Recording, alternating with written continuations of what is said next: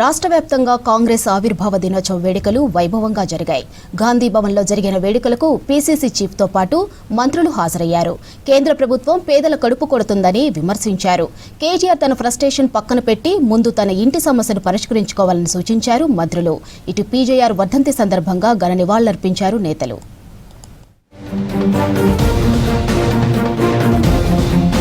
ప్రపంచంలో అత్యంత ప్రజాదరణ పొందిన పార్టీ కాంగ్రెస్ అన్నారు పీసీసీ చీఫ్ మహేష్ కుమార్ గౌడ్. నెహ్రూ ప్రధాని కాకుంటే ఈ దేశం ఏమయ్యేదో ఊహిస్తేనే భయమేస్తుందన్నారు.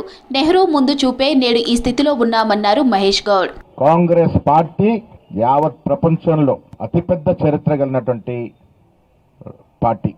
పండిత్ జవహర్లాల్ నెహ్రూ గారు మొదట ప్రధానమంత్రి కాకుండా ఉండుంటే ఈ దేశం ఈనాడు ఏ పరిస్థితిలో ఉండేదో ఒకసారి ఆలోచన చేసుకోవాలి.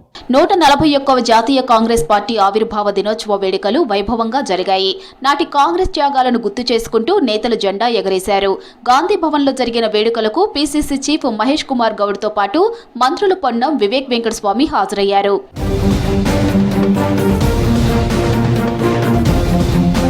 తన ఫ్రస్ట్రేషన్ పక్కన పెట్టి కుటుంబ వ్యవహారాన్ని చక్కబెట్టుకోవాలన్నారు మంత్రి వివేక్. కవిత అడిగిన ప్రశ్నలకు ముందు సమాధానం చెప్పాలన్నారు. సోషల్ మీడియాలో తప్ప ప్రజల్లో బీఆర్ఎస్ లేదన్నారు మంత్రి వివేక్. సోషల్ మీడియాలో హైప్ చేసుకొని టీఆర్ఎస్ గెలుస్తుంది రెఫరెండం అన్నారు. అరే ప్రజలు వాళ్ళ మీద తీర్పిస్తున్నారు. కేటీఆర్ గారికి ఒక సూచన ఇస్తున్నా, ఈ ఫ్రస్ట్రేషన్లో అవసరం లేదు.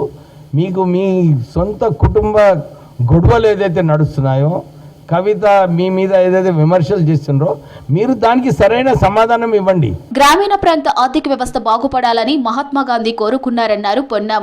బీఆర్ఎస్ బాధ్యత గల ప్రతిపక్ష పాత్ర పోషించాలన్నారు. కేసీఆర్ సభకు వస్తే హార్ట్అటాక్ వచ్చే పరిస్థితి ఎవరికీ లేదన్నారు పొన్నం. ఏ నిరుపేదలకైతే ఉపాధి అవకాశాలు కల్పించాలనే సంకల్పంతో కాంగ్రెస్ పార్టీ చట్టాన్ని తీసుకొచ్చిందో, కేంద్ర ప్రభుత్వం రాష్ట్రాల ఆర్థిక పరిస్థితి బాగాలేదని తెలిసినప్పటికీ రాష్ట్రాలపై భారం మోపి పథకాన్ని నిర్వీర్యం చేసే ప్రయత్నం చేస్తా ఉంది. అసలు దేశవ్యాప్తంగా కాంగ్రెస్ పార్టీ సమర్థవంతమైన ప్రతిపక్షం ఉండాలని కోరుకున్న నాయకత్వం. ఇక్కడ హార్ట్ పేషెంట్స్ ఎవరు లేరు.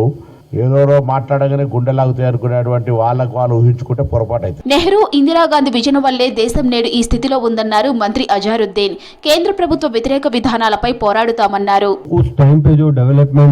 जो किया है जवाहरलाल नेहरू साहब ने जब प्राइम मिनिस्टर थे तो मेरा काबिल तारीफ है. अगर वो आज रहते तो आज कंट्री अलग दूसरी जगह होती थी. కేంద్ర ప్రభుత్వ విధానాలకు వ్యతిరేకంగా పెద్ద ఎత్తున పోరాడాలని కేడర్కు పిలుపునిచ్చారు మహేష్ కుమార్ గౌడ్. పార్టీ ఆధ్వర్యంలో జరిగే ఆందోళనకు ప్రజలు పెద్ద ఎత్తున తరలి రావాలని కోరారు.